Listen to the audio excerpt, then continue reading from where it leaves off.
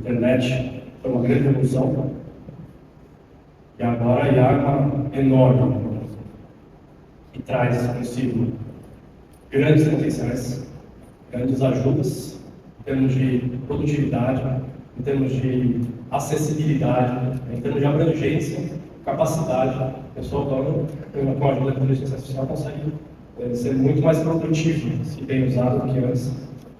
E traz também os cuidados que devem vir junto. Então, para rapidamente explicar quem eu sou, por que eu estou aqui hoje, vou contar um pouco da minha história. Mas eu sou engenheiro de formação, fiz escola politécnica na USP. Antes disso, eu fiz História, Matemática e Química na USP também. As 3 primeiras eu completo, a última eu também. Fiquei muito tempo na universidade. E, como eu entrei cedo, em 1996, eu praticamente dava aula em particular, dava aula em cursinho.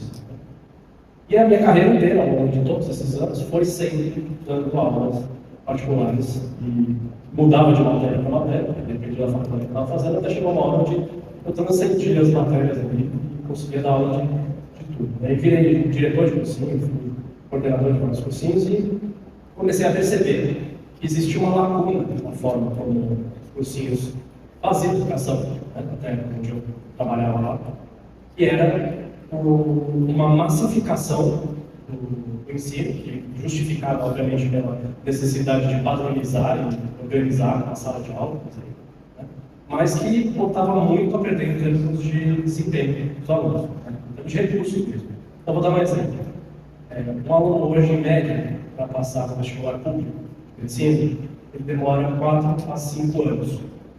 E já está rompendo a barreira do tempo que ele demora para se formar em medicina, né? Então, nesse tempo, há 15 anos atrás, era 1 ano e meio. Então, foi se aumentando uma concorrência e se aumentando uma carga de estudo sobre os alunos, que hoje ficou como se fosse uma coisa que o cara não pode mais ter vida, o cara não pode mais respirar, o cara não tem fim de semana, e ele tem que se matar para passar no vestibular, né? E isso aí é um mito, não é verdade. Por quê? Porque grande parte da evolução dos cursinhos se deu de maneira automática, igual o cara estava falando, né? Então, vendo a necessidade de estudar mais para o vestibular, exigia mais, eles aumentavam a carga horária. Mas eles davam mais do mesmo. Não tinha uma revolução verdadeira, não tinha um repensar sobre a forma com a qual estavam sendo feitas as coisas para se atingir um objetivo. E eu comecei fazendo uma tutoria personalizada para os alunos de medicina, dos cursinhos, até uma hora que eu tinha mais alunos que me procuravam lá fora do que eu tinha que abrir mão do meu cargo de gerente para fazer consultoria para eles, né? E eu comecei a montar uma metodologia de estudo voltada para aproveitamento do tempo e do recurso do aluno. Então, por exemplo, um aluno que vai passar em medicina, numa escola paulista de medicina, e um aluno que vai fazer propaganda de marketing no INSPER, em São Paulo, por exemplo, as provas são completamente diferentes. Quando você vai no cursinho, você até vê lá uma propaganda de um especialista nisso, especialista naquilo, mas no final das contas acaba sendo um grande sistema que às vezes eles dão uma pincelada a mais aqui para mim. E o que eu fiz foi uma coisa radical. Primeiro, eu tornei o ensino do pré-vestibular parecido com o ensino da tutoria personalizada que eu fazia antes, dava particular que eu fazia antes. Ou seja, eu conhecendo profundamente o aluno, eu consigo entregar para ele alguma coisa que vai ter valor para ele, só para ele, e para o outro a mesma coisa, e para cada um deles. Então, vendo a capacidade que o aluno tem, entendendo o objetivo que ele tem que atingir, eu consigo facilmente elaborar um plano que encaixa para ele, inclusive com uma curadoria do conteúdo disponibilizada só para o que vai cair na prova dele. Isso reduz o volume de estudo do cara para 1/4, 1/5 às vezes, né? E então eu tive a sorte de ter essa experiência antes de criar essa metodologia pensada desse jeito. Calhar de vir junto com o advento da IA. Eu sou um apaixonado. Eu entrei na Poli querendo fazer engenharia de computação. Acabei fazendo engenharia civil, que virou uma outra paixão. Mas eu amo computador, eu amo inteligência artificial, eu amo os sistemas digitais todos. E o que eu vi é que eles fazem na gente o trabalho braçal. Se for bem usado, eu consigo ter um aluno conversando com a IA da Integral Mind lá, hoje, agora, estou aula lá, fazendo isso agora lá, conversando com a IA da Integral Mind, ele está alimentando os dados que o IA consegue saber o que ele está escrevendo bem e o que ele precisa melhorar na escrita. A IA consegue ver pelo nível de acerto, pelo tipo de exercício que ela está gerando para ele, e como ele está respondendo às listas que são feitas personalizadas para ele, ela consegue avaliar como ele está indo bem no seu ou não. E, portanto, quando ele vai passar. Então, a questão do se o aluno vai passar ou não, passou a ser uma coisa do passado nessa abordagem nova que a gente está usando. Por quê? Porque se eu já sei o que o cara sabe, que ele está conseguindo fazer, que ele vai continuar fazendo, está lá, está afim, está pagando, está com vontade mesmo de fazer. Ele vai continuar fazendo, ele vai ser dado para ele exatamente o que ele precisa, da forma que ele precisa, e não mais do que aquilo. É mais uma questão de tempo. É um planejamento que se torna previsível. Para os alunos de reforço escolar, a gente começa com os alunos desde quinto ano. E o que a gente vai ensinando eles? A pensar. E a usar a inteligência artificial para continuar pensando. Por que isso? Porque aí a gente cai no que o cara estava falando agora há pouco. Essas crianças elas não vão saber mais do que é o mundo sem um negócio que resolve todos os problemas para ela na ponta do dedinho. E aí? Por exemplo, quantos de nós usam o Waze ou o Google Maps para dirigir? Todo mundo, né? Quantos de nós sentimos que perderam noção de direção por causa disso? Alguns, né? Uma coisa que acontece. E esse uso indiscriminado para crianças? Então, cuidado com isso ser tomado bem a sério. Mas, para complementar, a questão principal não é exatamente o termo, a aplicação exata do termo, por exemplo, a própria palavra nativa algoritmo não necessariamente faz diferença com a inteligência artificial. O algoritmo, que normalmente se refere à mídia, é uma seleção de programas de computador que catalogam suas preferências digitais e mostram um conteúdo curado baseado nessas preferências. Ou seja, você pesquisa um negócio no Mercado Livre, daqui a pouco você aparece no seu Gmail uma coisa que você estava querendo comprar. Essa é a ideia do algoritmo. Isso não tem agora. A inteligência artificial usa o algoritmo dentro dela para poder criar a caixa preta que decide as coisas. E essas decisões, elas afetam a vida das pessoas. E essas decisões as crianças estão sendo expostas a isso. Como que eu posso, numa escola tradicional, vamos dizer assim, competir com o interesse que a criança tem pelo vício em serotonina, que ela está ali, dopamina, quando ela fica lá vendo os videozinhos do YouTube, com um professor chato lá na frente falando um negócio que ela nem sabe que serve. Então isso é uma realidade que tem que ser adressada de alguma forma. E o termo, a cunhagem do termo, eu acho muito interessante, porque ela dá um momento que, a partir de agora, vamos pensar sobre isso. Como se fosse um momento de reflexão para, se a gente for tomar um banho aí, para não ser de lavada, entendeu?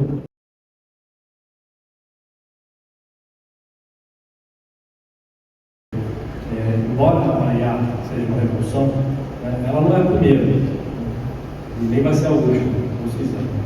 E da mesma forma que muitas outras coisas aconteceram, na educação mesmo, inventaram a calculadora, então ninguém mais sabe fazer conta de cabeça? Não, gente, é tudo normal, né?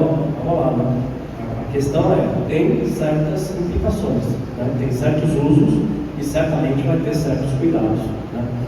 Então, pegando o exemplo que a Stephanie falou, a gente aplica isso na minha escola, a gente faz exatamente isso que ela falou lá. Eu vou dar um exemplo bem prático de como dá para ser feito isso. O foco tem que ser no aluno, da pessoa que está sendo desenvolvida ali. É uma aula, um ser, ele está aprendendo, ele está crescendo, ele está experimentando o mundo, ele está desenvolvendo as habilidades que ele vai usar depois cotidianamente para produzir, para ser feliz e para viver como cidadão. E ele precisa ter essa base bem feita, estruturada, em paz, inclusive. E essa base contempla várias frentes. Antes, os livros, depois os tablets, depois as mídias sociais, agora IA, mas o YouTube, agora é um grande fornecedor de conteúdo de ensino médio, novo conteúdo de ensino médio. Para que alguém paga a escola? Está tudo no YouTube de graça. E o professor ainda é necessário. coisa, né? Então existe um encaminhamento que vai sendo feito, que precisa ser feito, que é o foco de uma boa escola, né? E a busca da escola de se adaptar e conseguir incorporar essas ferramentas de uma maneira construtiva, né? Mas respeitando também as dificuldades que podem vir no caminho. Por exemplo, os alunos vão ficar viciados no negócio, porque eles vão querer fazer o negócio, que demora 2 minutos para entregar o trabalho, demorava 3 horas para fazer. E aí, como que o professor corrige isso? Né? Então vai precisar uma certa reformulação, e aí entra a minha recomendação para a escola, ela corra atrás de centralizar, na verdade. Por quê? Porque uma escola, por exemplo, onde ela vai ter uma grande porcentagem de seus alunos entregando os conteúdos que não foram feitos em prova presencial, alguém chegando ali, vai ser gerado para ganhar, como que eu vou saber se o cara está aprendendo ou não? Né? Vai ser fácil passar o plano, né? E difícil para o professor que tem que se habituar ainda mais com uma ferramenta dessa, discernir o que é uma coisa da outra ficando de mãos atadas e jogar tudo na mão do professor que também não é justo, verdade?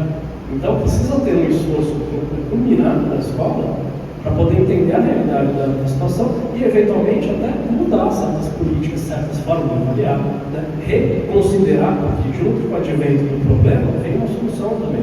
Aí, ao mesmo tempo que ela traz a facilidade, ela traz a disponibilidade da informação.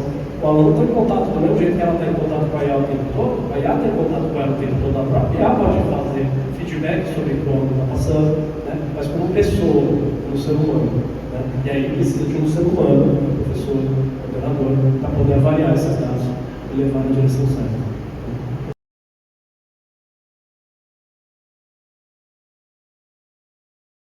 Vou falar como que eu penso, como que eu faço com isso.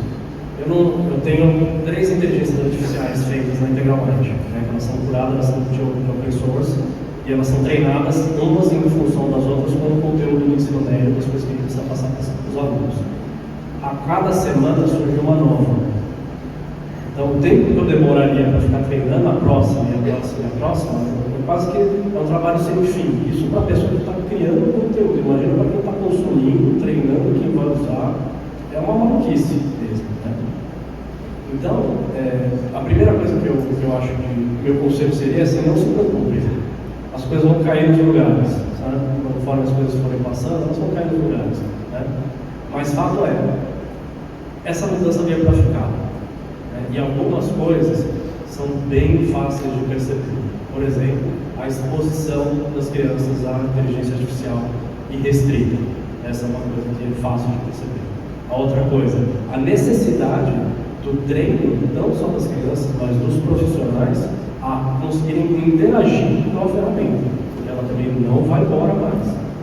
Então a gente pode pegar uma ou 2 coisas dessas que a gente tem certeza que vieram para ficar e se concentrar nelas, né? Eu já acho que já é um bom primeiro passo para a coisa começar a organizar. Mais para frente a gente está um pouco mais adaptado para onde for o assentamento das coisas.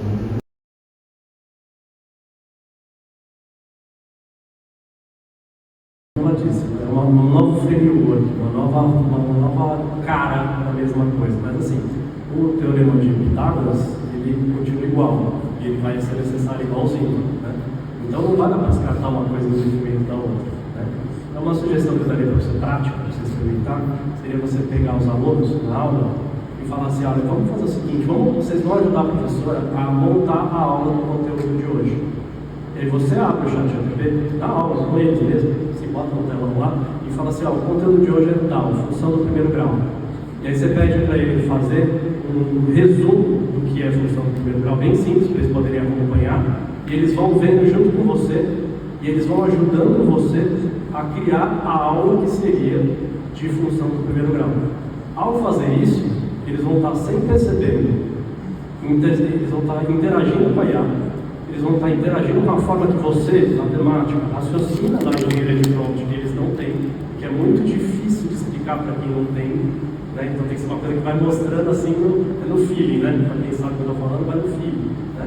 Mas eles já vão fazendo isso de uma maneira natural e eles vão conseguir interpretar os resultados e ver se aquilo é coerente ou não e de brinde aprender a função do primeiro grau. Então consegue fazer uma coisa completa. Então eu tenho que ensinar eles como falar com a inteligência artificial. Então eles têm no começo do curso um módulo lá de 1 mês e meio, onde eles aprendem o básico para conseguir se comunicar. E pronto. É o suficiente para eles darem esse start. Depois o professor vai fazendo isso que eu falei para você na sala de aula, entendeu? Então o cara vai meio que aprendendo de um jeito natural, sem perceber muito. Vai ser grandes impactos para não causar um alvoroço, uma coisa que ele nem está entendendo, dar soluções para problemas que ele nem